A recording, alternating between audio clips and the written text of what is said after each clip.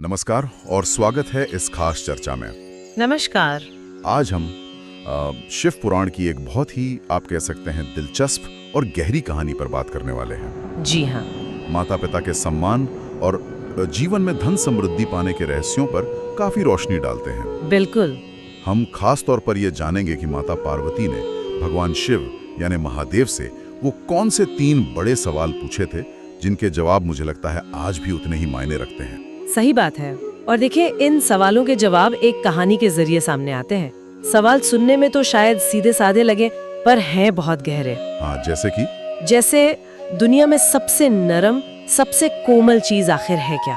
फिर शरबत से भी ज्यादा मीठा क्या हो सकता है?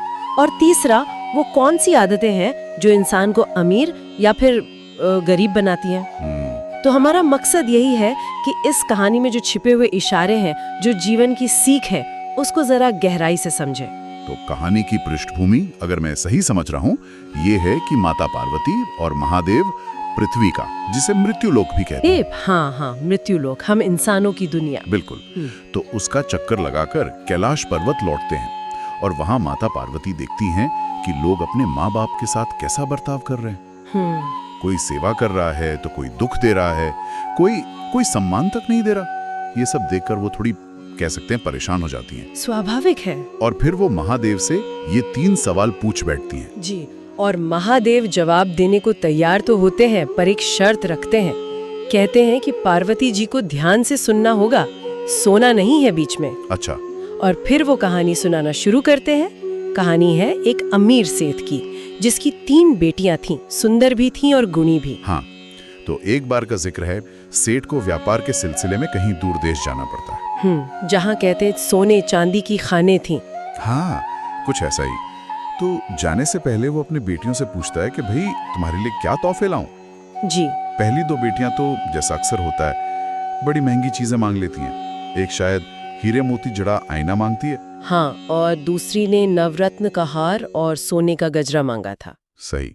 और वो अपने पिता के लिए बड़े मीठे मीठे बोल भी बोलती हैं कि पिताजी, आप तो हमें जान से प्यारे हैं, भगवान से भी बढ़कर हैं, वगैरह वगैरह।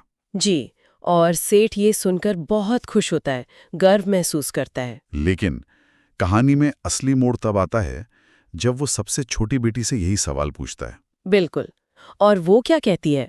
वो कहती है, पिताजी, मैं आपसे उतना ही प्रेम करती हूँ जितना भोजन में नमक होता है, बस चुटकी भर। बस चुटकी भर नमक? ये सुनकर तो सेठ को गुस्सा आ गया होगा, जाहिर है। हाँ, उसे लगा बेटी ने उसकी तौहीन कर दी। उसकी तुलना किससे की? एक साधारण से नमक से? उसे अपनी बेटी की बात की गहराई समझ ही नहीं आई। बिल्कुल नहीं। वो गुस्से में कहता है कि तुमने तो सब गुड़ गोबर कर दिया, अपनी बहनों से सीखो कुछ। और तय कर लेता है कि इसको कोई तोहफा नहीं मिलेगा। पर छोटी बेटी तब भी शांत रहती है। वो कहती है, मुझे कुछ नहीं चाहिए, बस आप सही सलामत वापस आ जाएं। ये बात भी अपने आप में सोचने वाली है ना, कि उसका ध्यान बाहरी चीजों पर नहीं, पिता की सलामती पर था। सही बात है। यहीं पर कहानी हमें सोचने पर मजबूर करती है। क्या प्यार का इजहार हमेशा बड़े बड़े शब्दों या महंगी चीजों से ही होता है? या फिर छोटी बेटी का वो नमक वाला जवाब ज्यादा गहरा था? बिल्कुल। नमक देखिए दिखता नहीं है ज्यादा, महंगा भी नहीं होता, पर उसके बिना सोचिए अच्छे से अच्छा खाना कैसा लगता है? एकदम फीका। हाँ, बेस्वाद। शायद वो यही कहना चाह रही थी कि पिता का महत्व जीवन में नमक जैसा ही है, बुनियादी, जरूरी, जिसके बिना जीवन का स्वाद ही चला जाए। तो खैर, सेठ विदेश से लौटता है, बड़ी बेटियों को उनके मांगे हुए तोहफे देता है बीच बीच में, पर वो चुपचाप सह लेती है। इसमें भी उसका संयम, उसकी समझ दिखती है। हाँ, उसका चरित्र पता चलता है। आगे चलकर कहानी में एक राजकुमार आता है। अच्छा। वो सेठ की 3 बेटियों को देखता है, पर उसे सबसे छोटी बेटी का स्वभाव, उसकी सादगी भा जाती है और वो उसी से शादी करना चाहता है। पर सेठ हिचकिचाता है, शायद इसलिए कि बड़ी बेटियां अभी कुंवारी हैं। हाँ, बिल्कुल। वो राजकुमार से कहता है कि आप बड़ी बेटी से विवाह कर लीजिए। राजकुमार क्या कहता है? राजकुमार कहता है, ठीक है, पर पहले एक परीक्षा होगी। परीक्षा? हाँ। किस तरह की परीक्षा? वो बड़ी बेटी को महल ले जाता है, उसे बहुत नरम मुलायम बिस्तर पर बैठाता है, मीठा शरबत पिलाता है और फिर 2 सवाल पूछता है। क्या सवाल थे वो? पहला, क्या आज से पहले इतने नरम बिस्तर पर सोई हो? और दूसरा, क्या आज से पहले इतना मीठा शरबत पिया है? अच्छा, तो बड़ी बेटी क्या जवाब देती है? बड़ी बेटी ईमानदारी से सच कह देती है। कहती है, नहीं महाराज, ऐसा सुख तो पहले कभी नहीं मिला। तो राजकुमार, राजकुमार उसे परीक्षा में असफल बताकर वापस भेज देता है। और यही फिर मंजली बेटी के साथ होता है? जी हाँ, बिल्कुल वही प्रक्रिया। वही नरम बिस्तर, वही मीठा शरबत, वही सवाल, और उसका जवाब भी नहीं होता है, वो भी असफल। यहाँ एक सवाल उठता है, क्या ये सिर्फ ईमानदारी की बात थी या कुछ और? ये सोचने वाली बात है। शायद वो दुनिया की सबसे नरम और सबसे मीठी चीजों को पहचान ही नहीं पा रही थी। क्यों? क्योंकि उन्होंने शायद कभी उन पे गौर ही नहीं किया था। वो चीजें उन्हें मिली तो थीं, पर उन्होंने उनकी कद्रें नहीं की थी।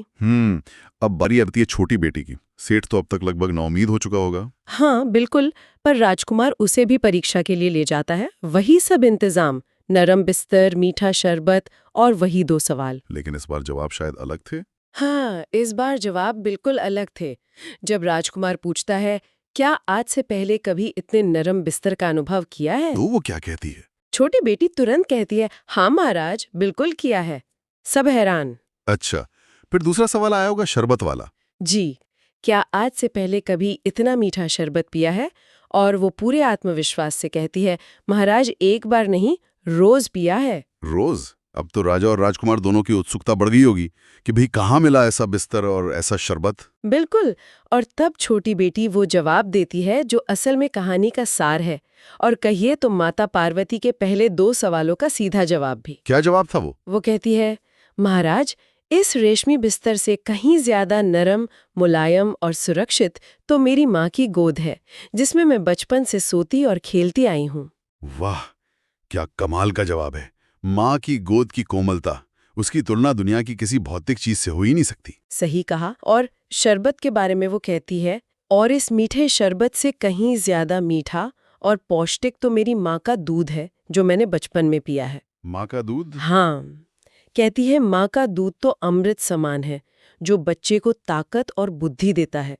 उसकी मिठास और उसका पोषण किसी भी शरबत से कहीं बढ़कर है। ये सुनकर तो राजा और राजकुमार समझ गए होंगे कि ये लड़की सिर्फ सुंदर नहीं बल्कि समझदार और गुणी भी है। बिल्कुल, उन्हें असली समझ और गुणवाली लड़की मिल गई थी। तो यहाँ पार्वती जी के पहले 2 प्रश्नों के उत्तर मिल जाते हैं। हाँ, संसार में सबसे कोमल क्या है? माँ की गोद। और शरबत से भी मीठा क्या है? माँ का दूध। और ये जवाब किसी दुकान में नहीं मिलते। नहीं, ये मानवीय रिश्तों में माँ के प्रेम में छिपे हैं। कहानी हमें यही सिखाती है कि असली मूल्य अक्सर उन चीज़ों में होता है जिन्हें हम रोज़मर्रा की ज़िंदगी में शायद नज़रअंदाज कर देते हैं। सही। तो छोटी बेटी की शादी राजकुमार से हो जाती है, वो महारानी बन जाती है। लेकिन कहानियाँ खत्म नहीं होती है ना? नहीं, अभी वो नमक वाली बात का रहस्य खुलना बाकी है। हाँ, वो कैसे? कुछ समय बाद महारानी बनी छोटी बेटी अपने पिता सेठ जी को महल में दावत पर बुलाती है। अच्छा, अपने पिता को? जी, और वो खुद अपने हाथों से 56 भोग तैयार करती है। मतलब तरह तरह के बहुत सारे स्वादिष्ट पकवानों वाली एक शाही दावत। सेठ जी आते हैं, उनका खूब मान सम्मान होता है, आओ भगत होती है। जब खाना परोसा जाता है तो सेठ जी हर चीज चखते हैं और मुंह बनाते जाते हैं। क्यों? खाना अच्छा नहीं बना था क्या? नहीं, खाना तो देखने में बहुत शानदार था, पर उनसे खाया ही नहीं जा रहा था। आखिर में वो लगभग झुंझला कर कहते हैं, अरे बेटी, ये कैसा खाना बनवाया है? किसी भी चीज में नमक ही नहीं है। बिना नमक के तो ये सब बेकार है, एकदम फीका है। हाँ, बिना नमक के तो 56 भोग भी क्या। बिल्कुल। तब छोटी बेटी सामने आती है और बड़े विनम्रता से कहती है, पिताजी, ये खाना मैंने ही खास आपके लिए बनवाया है। इसमें मेवे, मसाले, घी, मक्खन सब कुछ डाला है, बस नमक नहीं डाला। सेठ हैरान रह गया होगा। बिल्कुल। फिर बेटी याद दिलाती है, कहती है, पिताजी, सालों पहले जब आपने पूछा था कि मैं आपसे कितना प्यार करती हूँ, तो मैंने यही कहा था, जितना भोजन में नमक होता है, चुटकी भर। ओहो, अब बात जुड़ी। हाँ, वो कहती है, तब आप गुस्सा हो गए थे, मेरा अपमान किया था, आप समझ ही नहीं पाई थी कि मैं कहना क्या चाहती थी। और वो क्या कहना चाहती थी? वो समझाती है, मैं यही कहना चाहती थी कि आप हमारे जीवन में उस चुटकी भर नमक की तरह है, जिसके बिना दुनिया की सारी दौलत, सारे ऐशो आराम फीके हैं। जैसे नमक के बिना ये 56 भोग भी बेस्वाद है, वैसे ही माता पिता के बिना बच्चों का जीवन अधूरा और कठिन होता है। उनका महत्व बुनियादी है, वो दिखते नहीं है शायद हर पल, पर उनके बिना जीवन का स्वाद नहीं। ये सुनकर सेठ की आंखों में आंसू आ गए होंगे। हाँ बिल्कुल, उसे अपनी गलती का एहसास होता है। वो अपनी बेटी से माफी मांगता है और उसे दिल से आशीर्वाद देता है। तो इस तरह कहानी नमक के प्रतीक के जरिए माता पिता के अनिवार्य महत्व को उजागर करती है। अच्छा, अब आते हैं पार्वती जी के तीसरे और आखिरी सवाल पर। हाँ, वो कौन सी आदतें हैं जो इंसान को धनवान या निर्धन बनाती हैं? जी, भगवान शिव इसी कहानी के माध्यम से इसका भी जवाब देते हैं। हाँ, शिव जी समझाते हैं। वो कहते हैं कि देखो, सेठ की पहली 2 बेटियों ने जैसा दिखावटी प्रेम जताया और सिर्फ भौतिक चीजों की इच्छा रखी, उन्हें वैसा ही परिणाम मिला, अस्थायी, सतही। वो राजकुमार की परीक्षा की गहराई को समझ ही नहीं सकी। क्यों? क्योंकि उनमें सच्ची समझ की, संतोष की और शायद भक्ति की भी कमी थी। उनका ध्यान बाहरी चीजों पर ज्यादा था। जबकि छोटी बेटी, उसने सादगी, सच्चाई, भक्ति और सबसे महत्वपूर्ण रिश्तों के असली मूल्य को समझने का रास्ता चुना। बिल्कुल। उसने माता पिता के प्रेम की अहमियत को समझा, उसे महत्व दिया, भले ही उसका तरीका अलग था जो शुरू में समझ नहीं आया। तो इसी सच्चे आचरण, समझ और हम कह सकते हैं धर्म के पालन की वजह से उसे न केवल अच्छा जीवन साथी मिला, बल्कि मान सम्मान और पद भी मिला। हाँ, तो भगवान शिव के अनुसार धनवान या समृद्ध बनने का रहस्य सिर्फ पैसा कमाना नहीं है। जो इंसान अपने माता पिता का दिल से आदर करता है, उनकी सेवा करता है, उनकी सही सलाह मानता है, वो जीवन में कभी दुखी या असफल नहीं होता। ऐसा शिवजी कहते हैं। ऐसे लोगों पर ईश्वर की कृपा रहती है और उनके काम बनते चले जाते हैं। वो जिस भी नेक काम में हाथ डालते हैं, उसमें सफलता मिलती है। और ये सफलता सिर्फ पैसे की नहीं, बल्कि मन की शांति और संतुष्टि की भी है। और शिवजी ये भी बताते हैं कि कौन सी आदतें गरीबी और दुख की ओर ले जाती हैं। हाँ, वो भी बताते हैं।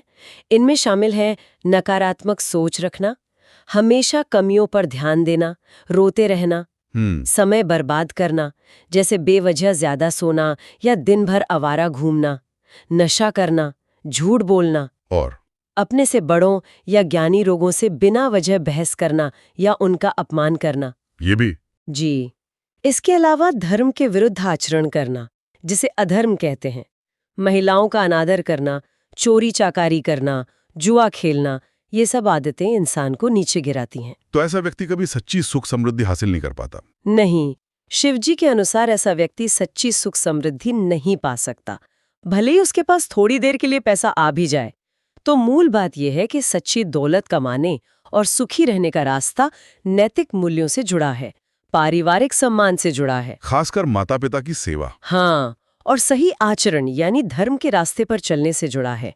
इसे आप सनातन संस्कृति या पारंपरिक भारतीय जीवन मूल्य भी कह सकते हैं। तो इस पूरी चर्चा का सार निकालें तो यही है कि माता पिता का प्यार और उनका स्थान जीवन में नमक की तरह जरूरी है, जिसके बिना सब फीका है। बिल्कुल। माँ की गोद दुनिया का सबसे नरम बिस्तर है और माँ का दूध सबसे मीठा अमृत। सही। और सच्ची अमीरी या समृद्धि सिर्फ पैसे से नहीं आती, बल्कि अच्छे कर्मों से, माता पिता के सम्मान से और धर्म के रास्ते पर चलने से आती है। बिल्कुल सही कहा। कहानी की खूबसूरती इसी बात में है कि इतने गहरे सबक बहुत ही सरल रोजमर्रा के उदाहरणों से समझाती है। हाँ, और ये हमें याद दिलाती है कि जीवन में अक्सर सबसे कीमती चीजें वो होती हैं जो हमें शायद बहुत आसानी से मिल जाती हैं, जैसे माँ बाप का प्यार। और हम उन्हें टेकन फॉर ग्रांटेड ले लेते हैं, मान लेते हैं कि ये तो है ही, उनकी कदर नहीं करते। सही। ये कहानी हमें प्रेरित करती है कि हम उन बुनियादी चीजों की कदर करें जो हमारे जीवन को असल मायने और स्वाद देती हैं। हाँ, और यहाँ एक विचार छोड़कर जाते हैं सुनने वालों के लिए। जी। जैसे इस कहानी में नमक या माँ के दूध के असली मोल को समझने पर जोर है, सिर्फ जानने पर नहीं। उसी तरह हम अपने आज के जीवन में उन अदृश्य या साधारण लगने वाले योगदानों को कैसे पहचानें और उनका मूल्यांकन करें। किन योगदानों की बात कर रही हैं आप? ये योगदान हमारे सहकर्मियों का हो सकता है, दोस्तों का, समाज का या प्रकृति का भी हो सकता है, जो शायद नमक की तरह ही बाकी सब चीजों को उनका असली स्वाद और महत्व देते हों, पर हम उन्हें देख नहीं पाते या उन पे ध्यान नहीं देते। बिल्कुल सोचने वाली बात है ना? हर हर महादेव।